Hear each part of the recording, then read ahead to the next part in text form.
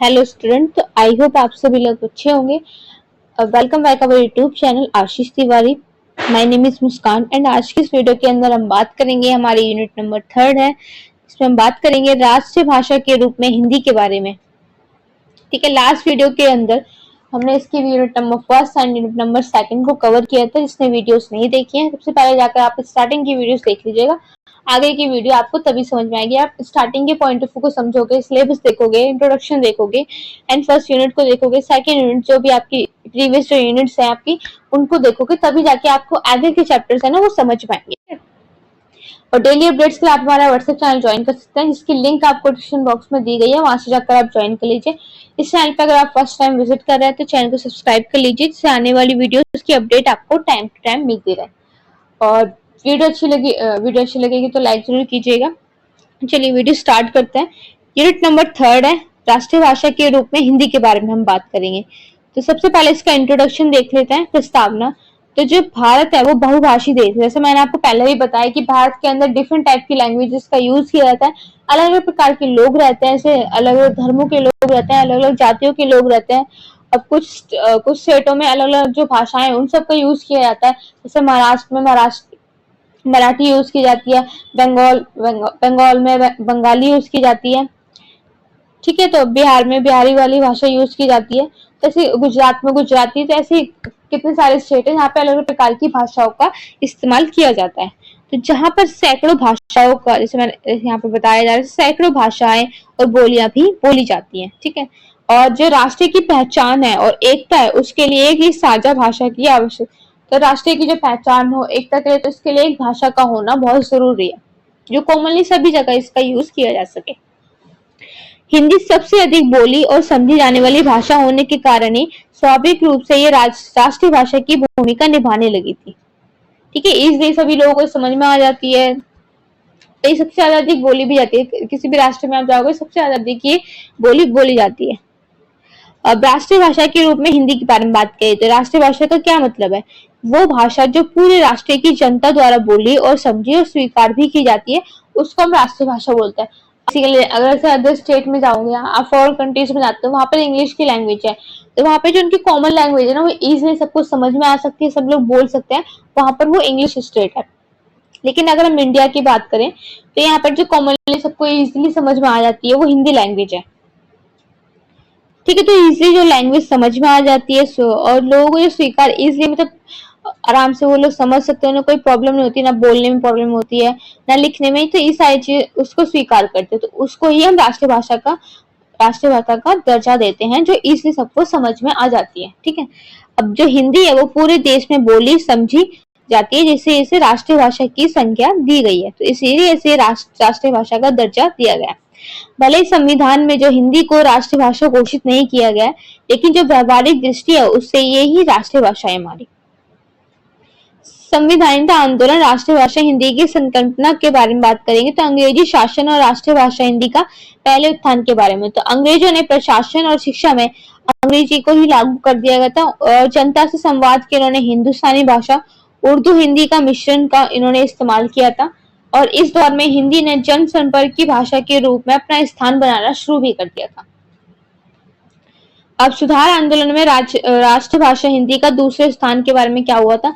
तो 19वीं सदी के अंदर सामाजिक और जो धार्मिक सुधार है उस आंदोलन में हिंदी को ही ज्यादा प्रोत्साहन दिया गया था। राजा राम मोहन राय, स्वामी दयानंद सरस्वती, ईश्वर चंद्र विद्यासागर, इन सभी लोगों ने हिंदी के ऊपर ही ज्यादा महत्व दिया था।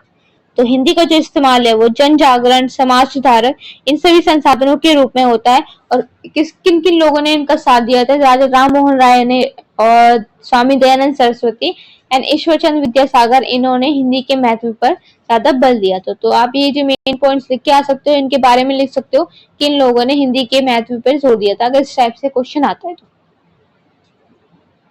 ठीक है, अब नेक्स्ट पॉइंट है कि भारतीय नेतृत्व और राष्ट्रीय भाषा हिंदी का तीसरे उत्थान में क्या होता? महात्मा गांधी, बाल गंगाधर तिलक, लोकमान्य तिलक, राजेंद्र प्रसाद जैसे नेताओं ने हिंदी को राष्ट्रीय भाषा बनाने की वकालत भी की थी। तो हिंदी भाषा के लिए इन्होंने वकालत भी की थी। तो गांधी जी ने कहा है कि हिंदी पूरे भारत की भाषा होनी चाहिए। स्वतंत्रता आंदोलन के टाइम में हिंदी ने राष्ट्रीय एकता की भाषा का कार्य भी किया था। तो इससे हिंदी को भी और भी बढ़ावा मिला था। उसका धीरे धीरे से वो अपने अपने विकास पर आ गई थी।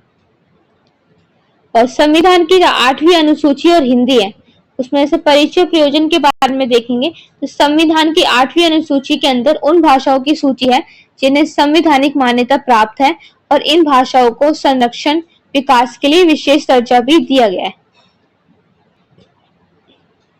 8वीं अनुसूची और हिंदी के बारे में बात करेंगे तो स्टार्टिंग में जो 8वीं अनुसूची है उसमें 14 भाषा थी, इसके अंदर हिंदी भी उनके अंदर शामिल थी। और वर्तमान में अगर हमारे पास इसमें 22 भाषा सम्मिलित है। इसके अंदर हिंदी को सबसे पहला स्थान मिला है क्योंकि ये सबसे अधिक बोली जाने वाली भाषा है। ठीक है, पहले के टाइम में 14 भाषा थी, लेकिन अभी के टाइम में 22 भाषा है हमारे पास। सबसे पहला नाम जो है वो हिंदी भाषा का है, क्योंकि सबसे अधिक बोली जाने वाली, समझी जाने वाली जनता की भाषा है ये। 8वीं अनुसूची की प्रासंगिकता प्रसिद्ध होने की क्या कारण है? तो अनुसूची की भाषाओं को साहित्य में, शिक्षा में, प्रतियोगी परीक्षाओं में इसके अंदर ज्यादा इसको महत्व मिलता है और इन भाषाओं के विकास के लिए केंद्र और राज्य सरकार योजना बनाती है। तो हिंदी को इसमें शामिल करने से इसका संवैधानिक दर्जा मजबूत और भी हुआ है। ठीक है, राज्य भाषा और राष्ट्रीय भाषा में क्या अंतर है? तो अवधारणा और प्रस्तुति के माध्यम से देखते हैं। तो जो राजभाषा है वो भाषा जिसे सरकार अपने प्रशासनिक कार्यों के लिए अपनाती है उसको हम बोलते हैं राजभाषा। लेकिन वो भाषा जो पूरे राष्ट्र की पहचान और संस्कृति की एकता का प्रतीक बनती है उसको बोला जाता है राष्ट्रीय भाषा। तो भारत में जो हिंदी है वो राज्य भाषा है, लेकिन जो व्यवहारिक रूप से है ना राष्ट्रीय भाषा का काम कर रही है। भारतीय परिप्रेक्ष्य में राष्ट्रीय भाषा और राज्य भाषा के बारे में बताइए। तो संविधान के अंदर हिंदी को केवल राज्य भाषा घोषित किया गया है, लेकिन ये राष्ट्रीय भाषा नहीं है। ठीक है, लेकिन ये व्यवहारिक रूप से एक राष्ट्रीय भाषा का ही काम कर रही है और हिंदी की व्यापकता और स्वीकृति से इसे व्यवहारिक रूप से राष्ट्रीय भाषा ही बनाती है। इसलिए भारत में जो हिंदी है वो दोनों ही भूमिका निभा रही है, राज्य भाषा और राष्ट्रीय भाषा दोनों की।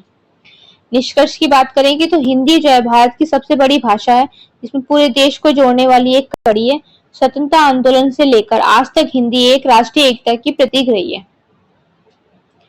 संविधान ने इसे राजभाषा का दर्जा दिया है, लेकिन व्यवहारिक दृष्टि से ये एक राष्ट्रीय भाषा भी है। तो हिंदी जो है वो भारत की संस्कृति, समाज और राजनीति की भी पहचान बनी हुई है।